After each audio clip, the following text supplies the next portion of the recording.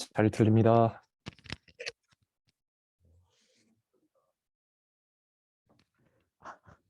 어렵네. 이쪽에서 해야 될 것 같은데요. 네. 네.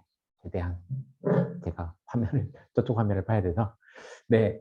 이제는 잘 들리세요? 네, 온라인에 계신 분들도 잘 들리실까요? 네. 네. 네, 안녕하세요. 저는 아우토크립트에서 CTO 맡고 있는 신상규입니다. 오늘 말씀드릴 주제는 SDV 시대의 자동차 사이버 보안, 이걸 이제 어떻게 바라볼 것이냐, 이렇게 주제를 좀 잡아봤습니다. 주제가 굉장히 거창한데요. 이렇게 뭔가 실질적인 답을 제가 드리거나 뭐 이러는 게 아니라 우리가 다 같이 이렇게 이런 방향에 대해서 앞으로 고민을 같이 해봐야 되지 않을까, 이런 주제들, 어떻게 보면 질문을 같이 생각해 볼 만한 질문을 던진다라고 생각을 해주시면 될 것 같습니다. SDV는 최근에 이제 굉장히 핫한 주제로 떠오르고 있죠. 자동차가 뭐 SDV 시대로 넘어가고 있다, 이런 이야기들을 많이 하고 있고요. 그리고 이 SDV라는 용어가 나오면서 같이 등장하는 어휘들을 보면 뭐 OTA도 있고요. 그 FOD, Feature on Demand, 이런 어휘도 있고, 그다음에 자동차가 이제 클라우드에 연결을 많이 해서 그 클라우드 파워드 비클로 넘어간다, 뭐 이런 이야기들도 있고요.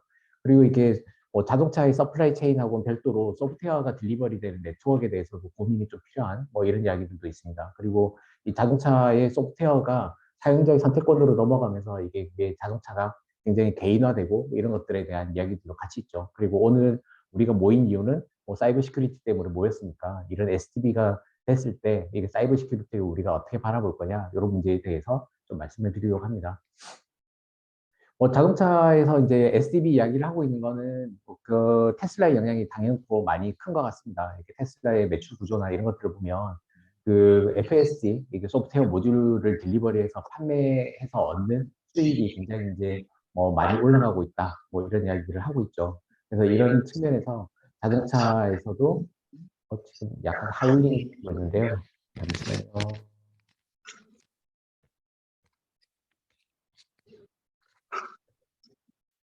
네. 어디서 하울링?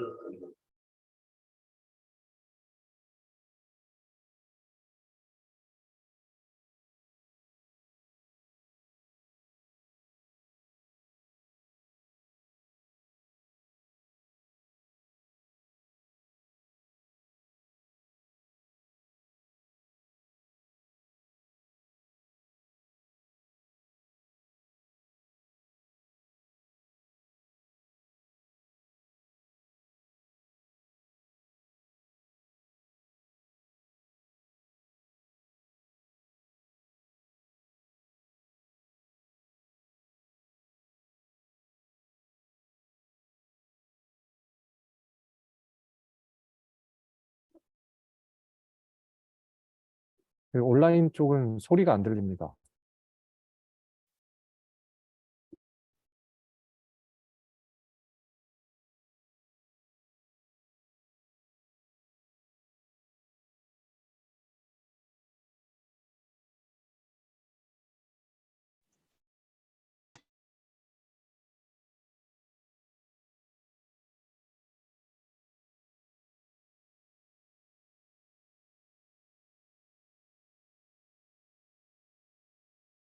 이게 온라인에서 뭔가 마이크를 그러신 건가요? 네. 네, 지금은 온라인에 계신 분들도 잘 들리실까요? 네, 이제 들립니다. 네네. 감사합니다. 네. 그래서 이게 피처폰에서 스마트폰으로 넘어오면서 우리가 이런 변화들을 목격을 했고, 이 스마트폰의 지금 현재 상황을 보면 이 소프트웨어가 딜리버리해서 새는 게 있는 엄청난 시장이 존재하는 거잖아요. 그러니까 이게 자동차도 앞으로 이런 것들에 대한 시장이 굉장히 많아질 거다라고 우리가 예측을 하고 있는 거죠. 그래서 이런 변화가 지금 현재 자동차가 왼쪽 자동차고 오른쪽에 이제 SUV 자동차가 된다라고 하면, 이 자동차가 다양한 연결성을 확보를 할 뿐만 아니라 이 소프트웨어에 대해서, 자동차의 소프트웨어에 대해서 소비자의 결정권이 주어질 수 있을 거고, 그리고 이거에 대해서 이제 개인화된 디바이스로 넘어가면서 스마트 디바이스에 가까이 가게 되겠죠. 그리고 물론 여기에 뭐 자율주행이나 이런 것들이 같이 애드온 될 수도 있고, 당연히 이제 이런 거에서 우리가 피처폰에서 스마트폰으로 넘어오면서 이 모바일 디바이스에 대한 보안, 사이버 보안, 이걸 어떻게 할 거냐에 대해서 고민을 많이 했었죠. 근데 이게 마찬가지로 자동차도 기존 자동차에서 SDB로 넘어오면서 우리가 사이버 보안을 또 새롭게 걱정을 해야 되는 측면들이 많이 있을 거라고 생각을 합니다. 그래서 SDB에 관련돼서 국내 뭐 회사들, 그다음에 해외 회사들, 이런 이제 기존의 자동차 회사들도 굉장히 노력을 많이 하고 있지만 눈여겨볼 거는 오른쪽에 있는 IT 회사들입니다. 기존에 우리가 이제 IT 공룡이라고 부르는 이런 회사들도 SDB 시대에 맞춰서 백엔드 단을 이렇게 열심히 이렇게 주도권을 가지기 위해서 이렇게 노력을 하고 있습니다. 그러니까 이제 자동차가 결국은 자동차 한 대로 볼 게 아니라 자동차 뒷단에 연결되어 있는 백엔드, 이렇게 IT 백엔드 인프라가 필요하니까 그러면 그 백엔드 인프라에서 어떤 역할을 가져갈 거냐 이런 것들에 대해서 관심을 많이 가지고 있는 걸로 보입니다. 자, 이게 자동차가 SDB로 넘어가면 그러면 사이버 보안 측면에서는 어떤 것들을 우리가 좀 살펴봐야 될 거냐라고 해서 저는 한 네 가지 정도의 측면이 있다라고 생각을 합니다. 첫 번째는 이제 자동차가 하드웨어하고 소프트웨어하고 분리되는 것이죠. 이렇게 그래서 아래쪽에는 하드웨어, 오른쪽에 이제 위쪽에는 소프트웨어 이렇게 격리되는 이렇게 버티컬한 분리가 있을 거고요. 그다음에 또 다른 거는 수평적인 분화가 있을 거라고 생각을 합니다. 이 수평적인 분화는 자동차 내부에서 아키텍처의 변화하고 많이 맞물려 있을 거고요. 그다음에 세 번째는 소프트웨어 자체의 이동성입니다. 그러니까 소프트웨어가 기존에는 하드웨어에 굉장히 강력하게 바인딩이 되어 있는 거죠. 왜냐하면 우리가 피처폰 생각하듯이 이게 하드웨어를 만들면 그 안에 소프트웨어가 딱 들어가 있고 그 소프트웨어가 하드웨어의 종속적인 거였잖아요. 근데 이제 스마트폰으로 넘어가면서 이 소프트웨어가 하드웨어에 인디펜던트하게 존재를 하게 되는 거죠. 그래서 소프트웨어에 대한 이속성이 확보될 거다 이런 이야기. 네, 그 다음에 네 번째는 소프트웨어의 그 소프트웨어를 중심으로 한 새로운 에코시스템, 생태계가 만들어질 건데 이런 것들 측면에서 우리가 사이버 보안은 어떤 것들을 고려해야 될까? 이런 것들을 제가 한번 고민을 해봤습니다. 물론 이제 제가 고민을 한 게 정답일 수는 없습니다. 네, 그리고 저도 그냥 이렇게 여러 가지 질문들을 이렇게 같이 공유하고자 말씀을 드리는 겁니다. 첫 번째는 이제 버티컬하게 분화하는 건데요. 이렇게 아래쪽에 하드웨어, 오른쪽에 위쪽에 소프트웨어 이렇게 분할을 하겠죠. 네. 우리가 이제 소프트웨어 디파인드 비클, SDB를 이야기를 하고 있지만 사실 IT 쪽에서는 소프트웨어 디파인드 서팅이라는 용어들이 좀 오래된 어휘입니다.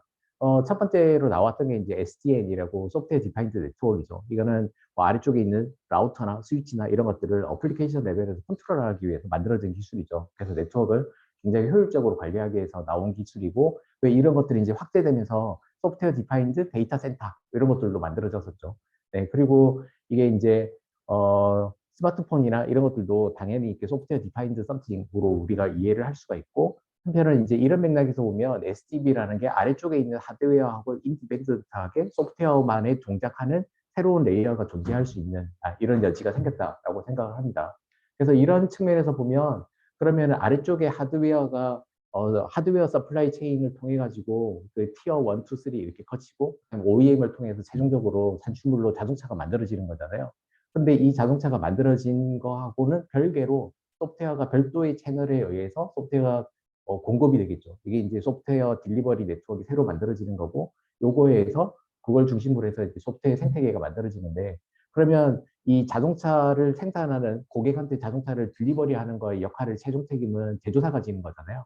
그럼 이 제조사의 이 역할과 그다음에 이 자동차에서 다양한 소프트웨어를 탑재할 수 있도록 제공해주는 플랫폼 제공자가 있을 테고 그리고 그 위에 소프트웨어를 딜리버리를 하기 위한 어플리케이션 스토어 같은 거를 컨트롤하는 주체들이 있을 텐데 이 주체들의 서로의 역할 관계를 우리가 어떻게 정립을 할 거냐, 어떻게 바라볼 거냐 이런 문제들이 앞으로 이제 우리가 좀 지켜봐야 되는 문제고 그리고 요 사이에서 당연히 이제 보안적으로도 우리가 고민해야 되는 축제들이 앞으로 생기지 않을까 이런 생각을 해봅니다.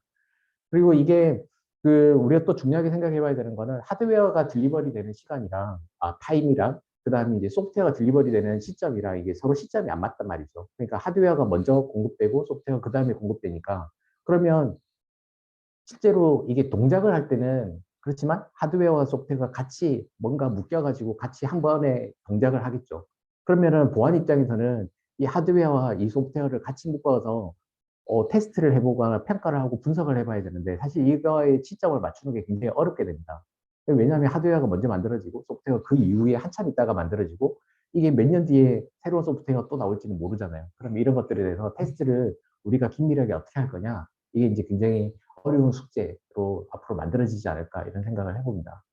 자, 이렇게 되면 그러면 우리가 기존에 만든 하드웨어 안에서 새로운 소프트웨어를 돌려야 되잖아요. 그러면 이 소프트웨어를 마냥 그냥 그대로 베어메탈에서 올린 소프트웨어 올리듯이 그렇게 올릴 게 아니라 뭔가 우리가 아이솔레이션을 해주는 그런 테크닉들을 써줘야 되겠죠. 이게 뭐 컨테이너가 될 수도 있고, 뭐 도커가 될 수도 있고, 뭐 VM, 뭐 하이퍼바이저 이런 기술이 될 수도 있겠지만, 뭔가 아이솔레이션을 해주는 기술이 시스템 내부적으로 이게 굉장히 동작을 잘 해야 될 것 같습니다. 그리고 또 다르게는 이런 소프트웨어들이 이제 그 우리가 새로운 자동차의 소프트웨어를 업데이트를 했다고 설치를 했다고 하더라도 이게 특정한 이슈 하나에만 설치될 거라는 보장은 없거든요. 여러 개의 복수 개의 이슈, 그러니까 차량 안에도 이슈가 많이 있으니까 여러 개의 이슈에 걸쳐서 소프트웨어가 설치된다라고 하면 그러면 그 소프트웨어가 영향을 받는 구역이 있을 거라고요. 그러면 그 영향을 받는 구역과 영향을 받지 않는 구역 사이에서도 뭔가 구분선이 있어야 되는 거죠. 거기에 대해서 아이솔레이션이 필요한 거고,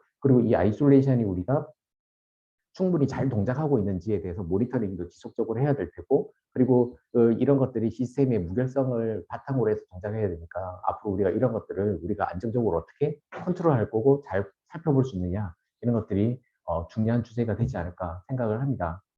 네.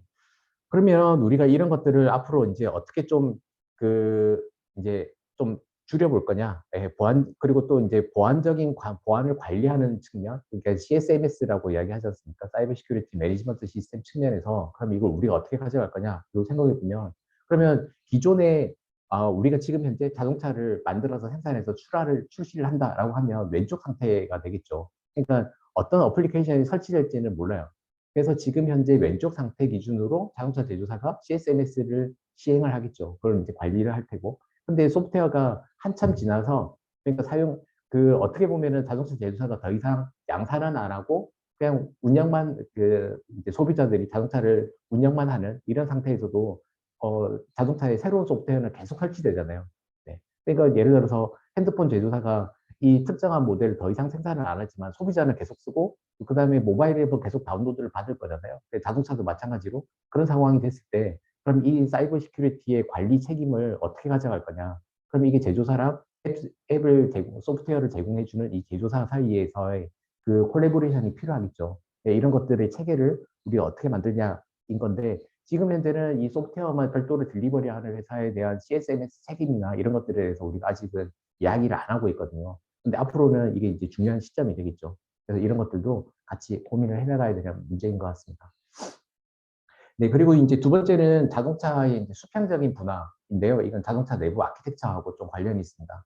자동차 내부 아키텍처가 점점점 진화하고 있다 이야기들을 많이 하고 있지 않습니까? 기존에는 이제 분산적인 아키텍처를 가지고 있다가 이게 뭐 조널 아키텍처에다가 점점 이렇게 센트럴한 아키텍처 모델로 점점 진화를 하고 있다 이런 이야기들을 많이 하고 있죠. 그래서 좀 분산적인 구조에서 중앙 집중적인 구조로 많이 강조하고 있는데요. 이게 어떻게 보면 이런 구조가 한편으로는 이제 사람의 신체로 비유를 해보자면 기존에 있는 아키텍처는 어떻게 보면 말초신경계랑 유사한 모델입니다. 그러니까 여러 가지의 디바이스들이 서로가 필요한 존재에 따라서 서로서로 직접적인 연결을 가지는 이런 형식인 거죠. 약간은 이렇게 캔버스나 이런 시스템이 이런 구조에 유사한 모델입니다. 근데 이제 오른쪽으로 보면 이게 이제 중추신경계, 이게 대뇌를 중심으로 해서 모든 신경이 이렇게 연결되는 이런 구조인 거죠. 그러니까 당연히 보시면 자율주행을 하려고 그러면 왼쪽에 말초신경계보다는 오른쪽에 있는 중추신경계 이런 것들이 자율주행을 컨트롤하기에 이제 훨씬 더 유리한 구조인 거죠. 그래서 자연스럽게 이런 아키텍처가 이제 변화하고 있다라고 생각을 합니다. 근데 이게 이제 시스템적이고 이게 보안을 어떻게 적용할 거냐라는 측면에서 보면 기존에 있는 아키텍처는 왼쪽에 있는 것처럼 각각의 그 제어기들의 역량이나 그다음에 보안의 피처나 이런 것들의 수준이 너무 제각각입니다. 이게 정리가 잘 안 돼 있는 거죠. 근데 이게 그 중앙 집중화 방식으로 가면 이런 것들이 훨씬 더 이렇게 정리가 잘 될 거거든요. 그러면 이게 어떻게 보냐면 좀 더 이렇게 수직 분화적인 구조로 많이 가져가게 될 겁니다.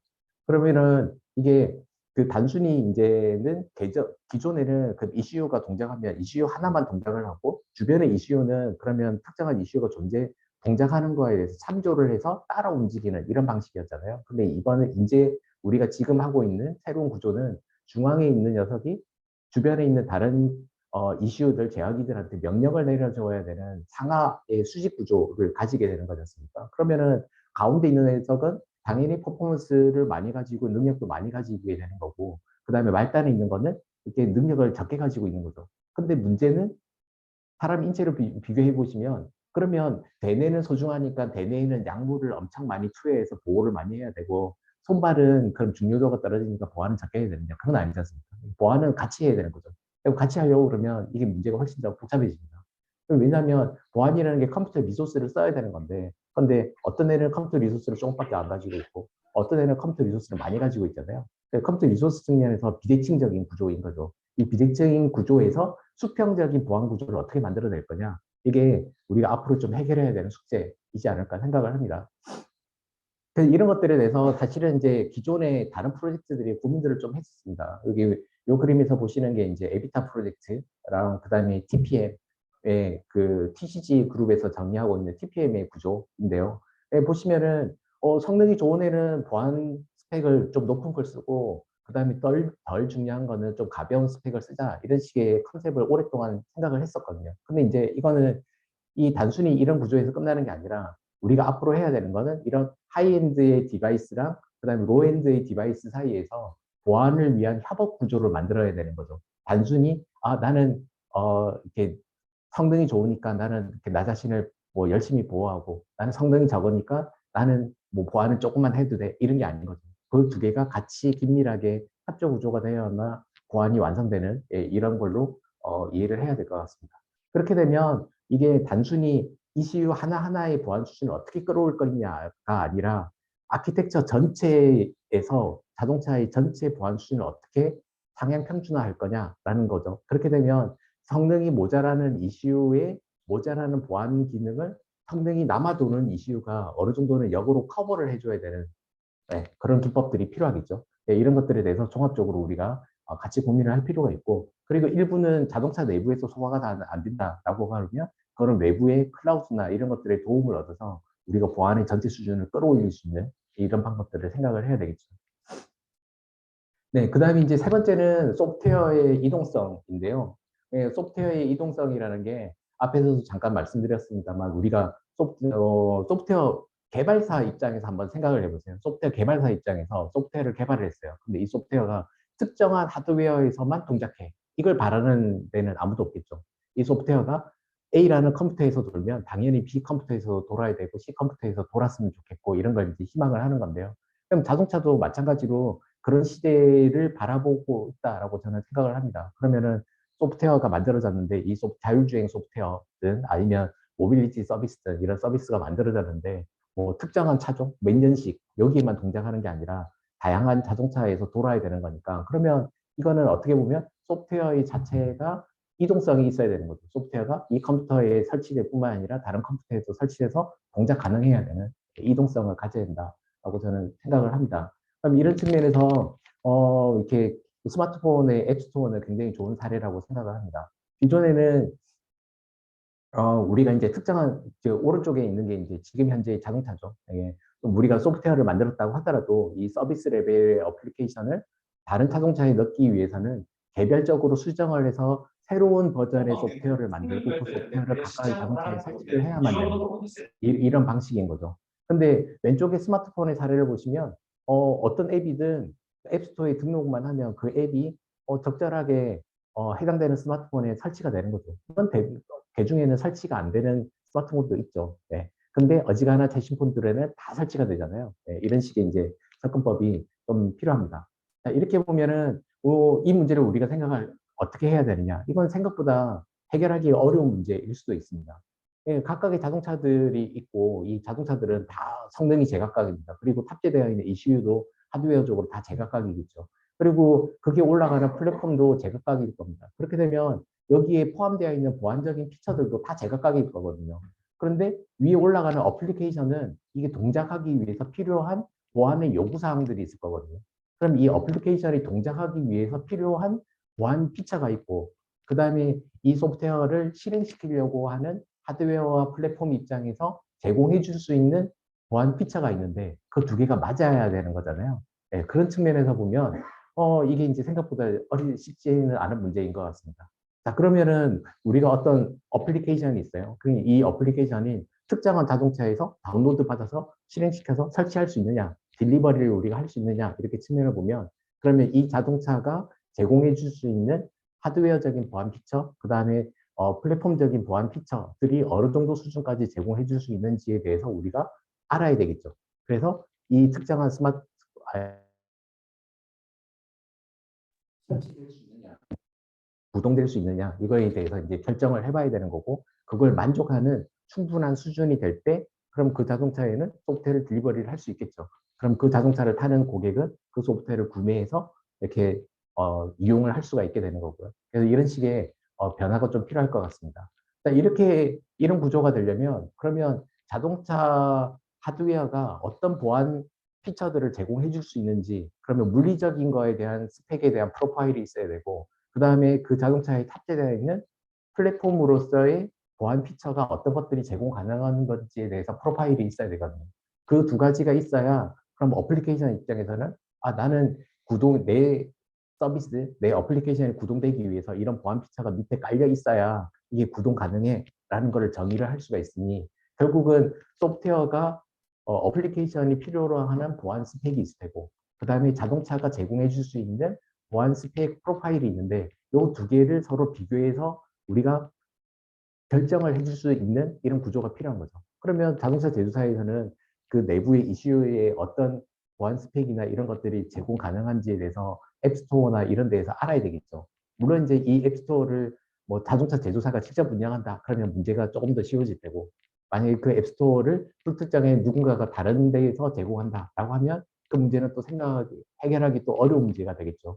네, 그래서 이런 것들이 어떻게 보면 좀 사소한 문제일 수는 있지만 실제 플랫폼을 우리가 계속 확대해가고 생태계를 키워나가는 데 있어서는 굉장히 중요한 문제가 앞으로 되지 않을까 생각을 합니다.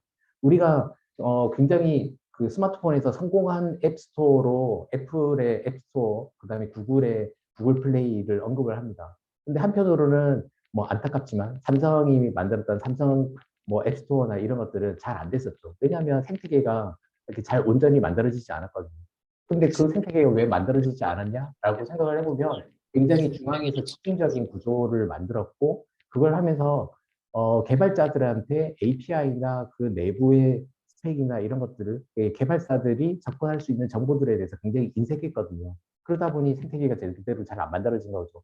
그러니까 이게 결국은 자동차에서도 비슷한 상황이 생길 거라고 생각을 합니다. 이 자동차가 SDB로 만들었는데 그 SDB에 올라가는 소프트웨어를 제조사만이 공급할 수 있어. 이런 방식이면 SDB라는 게 과연 진짜 의미가 있을까? 이런 거에 대해서 생각을 한번 좀 해봐야 될 것 같고, 그리고 이런 구조를 만들자면 결국 이제 개방적인 거를 만들어야 되는데, 그러면 이 어플리케이션을 개발하는 회사들이 사용할 수 있는, 활용할 수 있는 하드웨어적인 그 보안 피처라든지 뭐 아니면 다른 뭐 기능적인 요소들 이런 것들에 대해서 많이 개방적인 구조로 가져야 되겠죠.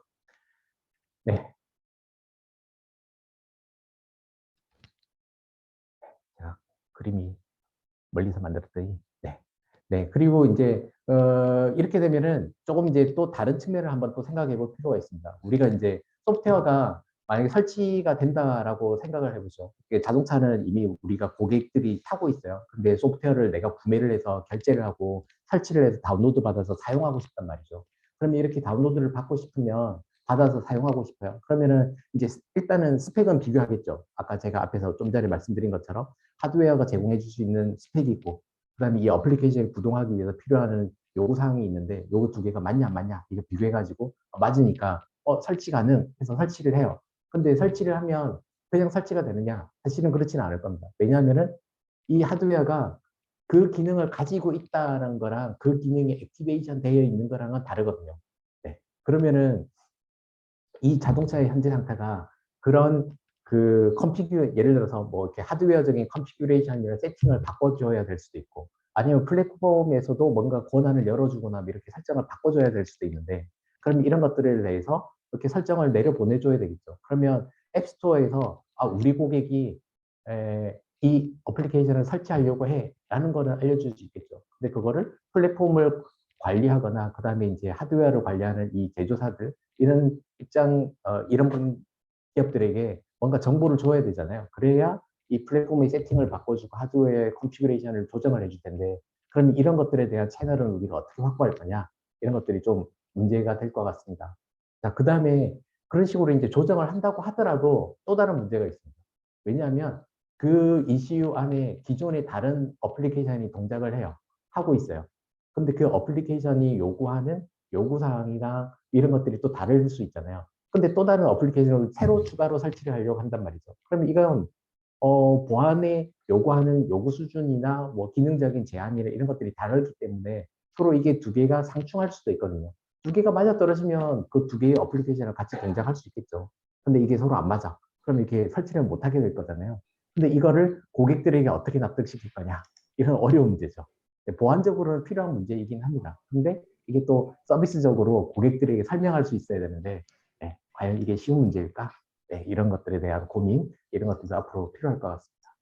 자, 그 다음에 네 번째 지점은 우리가 이제 뭐 소프트웨어적인 생태계, 요거를 이제 좀 살펴봐야 되는데요. 이게, 이게 결국 이제 SDB가 그 가지는 값어치는 두 가지 정도로 저는 있다고 생각을 합니다. 일단 SDB라는 게 만들어지면 결국은 이제 하드웨어의 발전하는 속도와 소프트웨어가 발전하는 속도를 좀 다르게 가져갈 수 있고, 그리고 하드웨어가 소프트웨어하고 바인딩이 강력하게 일어나면 그러면 소프트웨어의 발전 속도에 발목을 잡을 수도 있거든요. 왜냐하면 하드웨어라는 발전은 뭐 개발하는 라이프 사이클도 훨씬 더 길게 필요할 뿐만 아니라 안정성을 확보하는 모델이나 이런 것들도 다르잖아요. 소프트웨어, 순수 소프트웨어만 하는 것보다. 네. 그리고 그건 당연히 이제 뭐 우리가 스마트폰만 봐도 알죠. 스마트폰은 나오는 주기라는 게 이제 어느 정도는 있지만 소프트웨어는 뭐 하루에도 몇십 개씩, 몇백 개씩, 몇천 개씩 새로운 앱들이 막 나오잖아요. 네. 개발하는 속도랑 발전하는 속도가 완전 다른 거죠. 그렇게 보면 우리가 새로운 자동차, 뭐 이런 자동차의 새로운 피처들을 바라보는 게 결국은 하드웨어의 발전도 있지만 소프트웨어의 발전이 그만큼 많이 빨라져야 되는 거고, 그런 측면에서 자동차가 SDB로 발전하는 것 저는 굉장히 바람직한 모델이라고 생각을 합니다. 근데 그거는 또 다르게 이제 중요한 또 다른 측면은 아까도 말씀드렸다시피 이 소프트웨어를 딜리버리하는 생태계 자체가 풍성해야만 이 SDB가 살아남을 거거든요. 아니면 제조사가 그냥 뭐 원가 절감하는 정도 수준에서 그칠 수도 있습니다. 근데 진짜 사용자들이 원하는 SDB는 뭘까? 그거는 지금의 스마트폰처럼 다양한 어플리케이션이나 이런 것들을 자동차에 다운로드 받아서 실행시켜 볼 수 있고 뭐 이런 것들을 원하겠죠. 네. 그런 게 되려면 결국은 생태계라는 게 만들어져야 되는데 이 생태계를 우리가 어떻게 바라볼 거냐 이런 것들에 대해서 우리가 고민을 좀 할 필요가 있을 것 같습니다.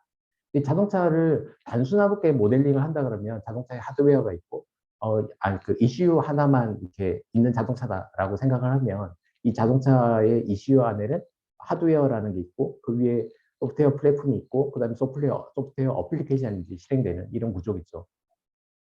그러면 여기에서 데이터라는 게 쌓입니다. 네. 이 생태계에서 굉장히 중요한 주제 중에 하나가 데이터인 거죠. 그럼 이 데이터는 어플리케이션에 의해서 쌓인단 말이죠. 근데 이 데이터는 어플리케이션에 의해서 쌓이기는 하지만 근데 그 데이터를 보관하고 보호하는 거는 밑에 있는 하드웨어나 플랫폼이 또 할 수밖에 없어요. 자, 그러면 이 데이터에 대한 보안 조치는 누가 할 거냐? 이런 것들에 대한 문제가 생기는 거죠. 그러면 기본적으로 이 어플리케이션에 의해서 생기는 데이터들에 대해서 보호하는, 컨트롤하는 거버넌스의 책임은 1차적으로 어플리케이션을 개발하는 개발사가 질 수밖에 없을 겁니다. 근데 그 데이터가 자동차 안에 존재하는 한 그러면 이 제조사, OEM도 그 책임에 대해서 완전히 자유롭지는 못하거든요. 그러면 이 데이터가 특정한 어플리케이션에 의해서 만들어진 데이터지만 이 데이터가 결국은 네트워크를 타고 클라우드 타고 해서 결국은 어플리케이션 개발사한테 넘어가고 그러면 이 데이터는 어플리케이션 개발사에만 머무르냐? 그렇진 않거든요. 그 데이터가 또 가공되고 분석돼서 제3자에 제공될 수도 있고 그리고 그 데이터가 다시 사용자한테 내려올 수도 있겠죠. 그러면 굉장히 데이터의 라이프 사이클이라는 게 생깁니다. 그럼 이 데이터의 라이프 사이클에 대해서 컨트롤은 또 누가 할 거냐? 그러면 그건 또 애매합니다. 왜냐하면 데이터가 자동차의 범위를, 물리적인 범위를 벗어나서 클라우드로 가버리니까요. 근데 그 클라우드는 또 심지어는 제조사의 클라우드도 아니에요. 어플리케이션을 개발하고 그걸 서비스로 운영하고 있는 회사의 클라우드일 거잖아요. 그럼 이 데이터에 대한 거버넌스는 누가 할 거냐? 인 거죠. 근데 또 그냥 생각해보면 또 제조사가 아주 마냥 자유롭지는 않을 것 같잖아요. 근데 이거에 대해서 뭔가 우리가 뭐 가르마를 좀 타야 되겠죠. 그래서 이거에 대해서 우리가 같이 고민을 해야 되는 문제인 것 같습니다. 네. 그리고 이제 또 다른 측면으로 우리가 생각을 해보면, 요 그림은 이제 제가 그 현대자동차에서 만드신 SDB 컨셉 그림에서 많이 참조를 한 건데요. 이게 자동차 SDB를 그 아래쪽에는 이제 물리적인, 이렇게 기계적인 장치의 조합으로 보고, 그 위에는 이렇게 전장, 그 위에 레벨은, 되게 그 소프트웨어 플랫폼, 그 다음에 데이터, 그 다음에 그 위쪽에는 이제 서비스, 이렇게 이제 5개의 레이어가 존재한다라고 이제 정의를 하고 계시더라고요. 자, 이렇게 보면 그 제조사에서 CSMS, 사이버 시큐리티 매니지먼트 시스템, 요거를 하면서 많이 커버를 하시는 거는 이제 전장, 그 다음에 소프트웨어, 그 다음에 데이터의 일부, 요까지는 자동차 제조사들이 UN 레귤레이션 155번의 범위에 포함되어 있기 때문에 이걸 열심히 보신단 말이죠. 자, 근데 이게 오른쪽으로 넘어가서 소프트웨어 제조사, 소프트웨어를 공급해주는 회사, 그 다음에 소프트웨어를 통해서 서비스를 제공해주는 회사 입장에서 바라보면, 그러면 그 회사는 아래쪽에 전장은 보이지 않거든요. 그 회사는 소프트웨어 플랫폼이 보이고, 그 다음에 그 위에 데이터가 보이고, 그 위에 자기들이 제공해줘야 되는 서비스들이 보이는데, 그럼 이거에 대해서도 마찬가지로 CSMS가 필요할 거거든요. 근데 이 CSMS는 사실 UN 레귤레이션에서는 정의하고 있지 않습니다. 왜냐면 UN 레귤레이션은 제조사가 해야 우선적으로 해야 되는 것들을 이렇게 정의를 많이 해놓은 거죠. 제조사 입장에서 다분히 많이 되어 있는 겁니다. 근데 과연 우리가 SDB 시대가 됐을 때 제조사한테만 CSMS 책임을 맡긴다고 해서 이 자동차가 충분히 안전한 자동차가 될 거냐는 아닌 것 같잖아요. 그러니까 그러면 소프트웨어를 딜리버리하고 서비스를 딜리버리하는 회사 입장에서도 저 CSMS에 대한 책임을 나눠서 같이 져야 되겠죠. 그래서 저런 것들에 대해서도 우리가 같이 뭔가 제도화하고 공론화하고 이런 것들이 필요할 것 같습니다. 왜냐하면 UN 레귤레이션 155번도 결국은 그게 공론화되고 레귤레이션이 나오니까 다 같이 우리가 움직이는 거잖아요. 근데 저런 SDB 시대에는 저런 오른쪽에 있는 영역들, 저런 것들은 어떻게 보면 기존의 IT 회사들이 많이 하는 영역들이잖아요. 그럼 이 IT 영역 회사들이 자동차의 CSMS에 대해서 이렇게 그 CSMS의 그 바운드 안에 들어올 수 있도록 같이 논의가 필요할 것 같습니다. 자, 그리고 또 다르게는 우리가 그 생태계라는 걸 다시 좀 바라볼 필요가 있는데요. 왼쪽에 회색 그림으로 많이 되어 있는 거는 그 기존의 이제 자동차 회사의 서플라이 체인이죠. 그러니까 아래쪽 티어에서 위쪽 티어로 공급을 하고 그게 OEM에서 다 모여가지고 최종적으로 자동차를 만들어내는 구조이지 않습니까? 근데 그런 하드웨어의 구조에서 이제는 소프트웨어와 서비스가 추가로 붙는 거죠. 그러면은 이 소프트웨어도 이렇게 소프트웨어 그 그룹 안에서의 서로 서플라이 체인이 또 있을 수 있겠죠. 그러니까 어떤 소프트웨어 회사들이 다른 회사들한테 소프트웨어 모듈을 공급을 하고 그 회사는 더 큰 소프트웨어를 만들어서 제조사에 공급하고 납품하고 이런 식의 구조가 될 수 있을 거고요. 서비스 같은 경우에는 이게 훨씬 더 복잡할 겁니다. 왜냐하면 서비스는 서비스 대 서비스로 다양한 구조 연결 방식을 가질 수 있기 때문이죠. 그러니까 이렇게 되면 이 자동차의 물리적인 딜리버리 네트워크 한계선을 넘어서게 될 겁니다. 소프트웨어의 다양한 이렇게 공급 체계가 생기고 그리고 서비스가 서비스끼리 다양하게 연결되는 이런 구조들이 생겼을 때 그러면 이 구조에서 끝나지 않습니다. 또 왜냐하면 이 서비스와 소프트웨어가 다른 디바이스들하고 또 연결이 될 거거든요. 그러면 큰 맥락에서 보면 이 자동차가 있고 자동차가 연결되는 다른 디바이스들이 있는데 이 전체에 대해서 우리가 보안을 어떻게 바라볼 거냐 이 문제가 또 필요한 거거든요. 그러니까 자동차만 보완을 한다고 해서 끝나는 게 아니라 자동차랑 연결되는 어떤 디바이스, 썸띵이 있는데 이 디바이스가 안전하지 않아요. 그러면 보안 사고는 그 안전하지 않은 썸띵을 타고 자동차 안쪽으로 들어오겠죠. 네, 이런 것들에 대해서 우리가 같이 고려를 해야 되는데 그러면 UN 레귤레이션 155번 여기에서만 국한돼서 우리가 볼 게 아니라 이 자동차랑 연결되는 소프트웨어와 서비스 그리고 그 뒷단에 연결되는 또 다른 썸씽 무언가 이러하고 전체적으로 맥락에 봤을 때 그럼 이거에 대해서 뭐 보안 인프라적인 컨셉이 필요할 것 같습니다. 인증은 어떻게 할 거며 그리고 여기에 대한 데이터에 대한 관리는 어떻게 할 거며 그다음에 액세스 컨트롤이나 데이터의 오너십 관리 뭐 이런 것들은 또 어떻게 할 거냐 이런 것들에 대한 다양한 문제들이 앞으로 생겨나겠죠. 이런 것들에 대해서 우리가 다 같이 고민을 해야 되는 게 결국은 앞으로 우리가 SDV 시대에서 보안을 어떻게 자동차에 적용할 거냐 이 문제이지 않을까 생각을 합니다. 그래서 오늘 제가 준비한 발표는 여기까지 말씀을 드렸는데요. 혹시 시간이 부족할 것 같아서 굉장히 서둘러서 말씀을 드렸는데 그 정리를 해보면 제가 오늘 말씀드린 거는 크게 이제 네 가지 측면이었습니다. 하나는 하드웨어와 소프트웨어적으로 분리되는 이게 수직적인 분화에 대해서 첫 번째 말씀을 드렸고요. 그리고 두 번째는 수평적이구나. 이거는 이제 자동차 내부의 아키텍처가 능력이 월등히 좋은 디바이스를 중심으로 해서 능력이 굉장히 부족한 디바이스까지 이렇게 체계적으로 수직 분화적으로 연결되는데, 그러면 이 전체 큰 그림에서의 보안을 우리가 어떻게 동등한 수준으로 끌어올릴 거냐, 이런 것들에 대한 문제였고, 그 다음에 세 번째 측면은 이 소프트웨어가 특정한 자동차에 바인딩 되는 게 아니라 다양한 자동차로 이동해서 설치될 수 있는 소프트웨어 이동성에 대해서 말씀을 드렸습니다. 그러다 보니까 이 특정한 자동차가 가지는 보안 스펙이 다르고, 그 다음에 소프트웨어 설치되기 위한 요구 사항이 다른데, 요 두 개에 대해서 우리가 관리를 어떻게 할 거냐, 이런 것들의 문제였었죠. 그리고 특정한 이슈에 여러 개의 소프트웨어들이 설치가 됐을 때, 그럼 이것들이 서로 요구하는 보안의 요구 사항들이 레벨이 다를 때, 그러면 이 밑에 있는 하드웨어는 그걸 어떻게 서포팅할 거냐, 이건 굉장히 어려운 문제입니다. 네. 먼저 온 소프트웨어니까 걔를 인정해주고 나중에 온 애는 안 받아줄 거냐, 이건 또 아니잖아요. 네, 이게 무슨 선착순도 아니고, 네, 어려운 문제단 말이죠. 네. 그리고 이제 네 번째는 소프트웨어의 생태계 말씀드렸습니다. 이 소프트웨어의 생태계라는 건 다분히 이제 데이터 중심으로 연결될 수밖에 없고, 이게 기존에 우리가 자동차의 서플라이 체인을 이야기할 때는 주로 물리적인 걸 중심으로 이야기를 했었습니다. 왜냐하면 칩이 있고 그게 모듈이 되고, 이 모듈이 더 큰 제어기가 되고, 그 제어기가 뭐 다른 제어기랑 엮이고, 그게 서로 연결돼서 자동차가 되고, 그러니까 눈에 보이는 하드웨어를 쫓아가면서 이렇게 서플라이 체인이 됐지만, 이게 소프트웨어적인 시대로 넘어가게 되면 이게 그런 하드웨어적인 딜리버리 네트워크에 의해서 만들어지는 게 아니라 소프트웨어적인 딜리버리고, 그 서비스 간의 다대가 연결로 만들어졌을 때, 그러면 그 서비스와 소프트웨어 뒷단에 연결되는 무언가 하고 또 다른 존재들이 연결이 될 텐데, 그럼 이런 것들에 대한 연결에서 우리가 이 전체적인 보안 수준을 어떻게 관리할 거냐, 이런 문제들을 말씀을 드렸습니다. 오늘 제가 말씀드린 거는 뭐 이렇게 합시다, 이런 제안을 말씀드린 건 아니고요. 우리가 이제 앞으로 SDB 시대를 맞이하기 위해서 이런 것들에 대한 다 같이 고민이 있으니까, 여기 이제 사이버 시큐리티에 관심이 많으신 분들이 있고, 그리고 뭐 사이버 시큐리티에서 업무를 하고 계신 분들이 많으시니까 다 같이 이런 것들을 좀 고민을 하고 같이 논의들도 해서 많이 만들어 갔으면 좋겠습니다. 감사합니다.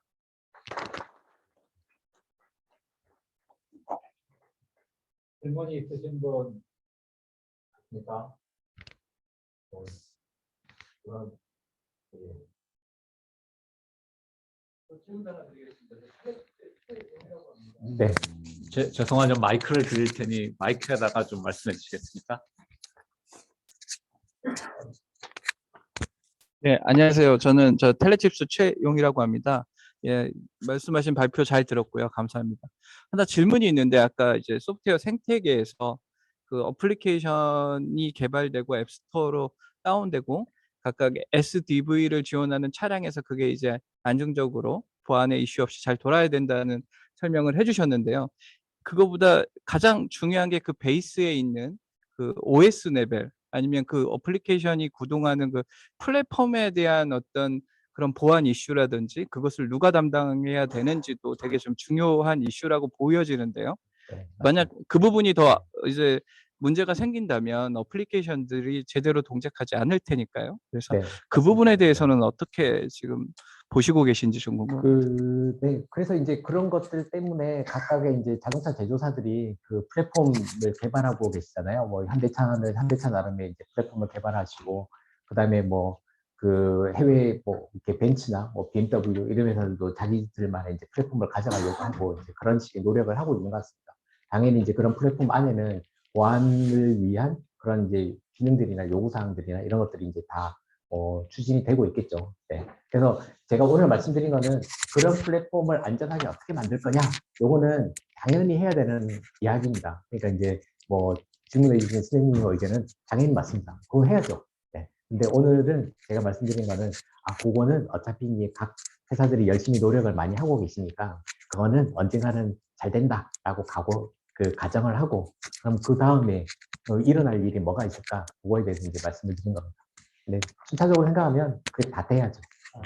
그러면 그 이제 그 기본적인 플랫폼의 롤은 그 각 제조사 OEM의 어떤 롤이라고 보시는 거죠? 네, 그게 이제 제조사의 롤일 수가 있고, 아니면은 뭐 그 어떤 제조사 같은 경우에는 서드 파티의 플랫폼을 쓰겠다라고 하면 그 플랫폼 제공사가 따로 있겠죠. 그러면 그 플랫폼 제공사 내지는 제조사가 그 책임 역할을 가져가겠죠. 그래서 저는 세 가지 역할이 구분된다고 생각합니다. 그러니까 순수하게 지금 전통적인 자동차 제조사, 자동차를 생산하는 생산자의 입장에서의 제조사가 있고, 그 다음에 플랫폼을 제공해주는 뭐 플랫폼 제공사가 있을 거고, 그 다음에 어플리케이션을 딜리버리하는 그 딜리버리 네트워크를 컨트롤하는 주체가 하나 있을 텐데, 그 세 개의 주체가 서로 다른 역할이라고 생각합니다. 근데 이 서로 다른 역할이지만 한 사람이 다 가져갈 수도 있겠죠. 아니면 그 어떤 역할은 뭐 다른 데서 할 수도 있을 테고.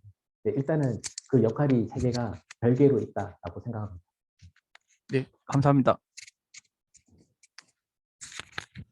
네, 저희 온라인에서 올라온 질문이 2개 있습니다. 아이고, 예, 저희가 그러면 현장에서 먼저 질문이 있으니 얼른 전달해 드리겠습니다. 아까 뭐 서비스하고 여러 가지에 대해서 이슈를 많이 말씀하셨는데 결국은 전체 OEM사에 차려보면 아까 말씀하신 그 OEM사 플랫폼이 중심을 잡아주고 플랫폼에서 SK 릴리즈해서 그 릴리즈된 범위 내에서 서비스가 개발되어진다고 생각하거든요. 아까 말씀하신 대로 네. 지금 우리가 걱정한 것은 우리의 그냥 걱정은 끝나고 플랫폼에서 플랫폼을 릴리즈해서 우리 플랫폼에 돌아갈 서비스는 이렇게 개발하세요. 시큐리티는 이런 요건을 만족하세요. 이게 나와야만 지금 말씀하신 저런 부분이 풀리는데 이게 없는 상태에서 가정을 하면 네. 저희는 아무 때 쓸모가 없을 것 같아요. 저희들이 만약에 저는 이제 플랫폼에 제공하는 서비스라고 하면 아까 iOS는 애플 말씀하신 그 안드로이드 말씀하셨는데 걔들이 강제해서 올라가는 서비스는 그걸 안 지키면 못 올라가잖아요. 그렇죠. 저도 앞으로 이 자동차 회사들이 플랫폼을 만들려고 하는 이유는 그런 서비스도 자기들의 뭔가 그런 제약에 의해서 하겠다고 생각이 되어져서 제가 아까 말씀한 우리 그 SDV도 결국은 OEM사들이 먼저 플랫폼을 릴리즈하고 네. 결국 우리 플랫폼에는 서비스 개발이 용이해 하고 이 SK를 지키면 되고 우리는 이러이러한 API를 오픈해 줄 거야. 근데 이게 먼저 돼야 되지 않을까 싶네요. 맞습니다. 그래서 그게 아까 이제 제가 삼성이 앱스토어를 만들어서 왜 망했냐 이런 말씀을 드렸잖아요. 네, 결국은 그 제조사 지금 국내에 있는 제조사들도 이렇게 마찬가지로 그런 그 선례를 잘 살펴보셔야 될 것 같습니다. 이게 더 어려울 것 같은 게 iOS나 안드로이드는 글로벌로 그 판매되는 대수가 많잖아요. 자동차는 대수가 많지 않기 때문에 거기에 올라가는 서비스를 개발하는 우리 서비스 개발 사업 매력이 별로 없을 것 같아서 더더욱 이 서비스는 서비스를 개발한 사람이 적극적인 게 아니고 OEM사가 더 적극적으로 서비스 개발사를 좀 이렇게 뭔가 이렇게 그 호객 행위를 해야 되지 않을까 그런 생각이 듭니다. 제가 뭐 제조사 직원은 아니라서 말씀드리기는 애매합니다만 그런 전략을 가지고 계시지 않을까요?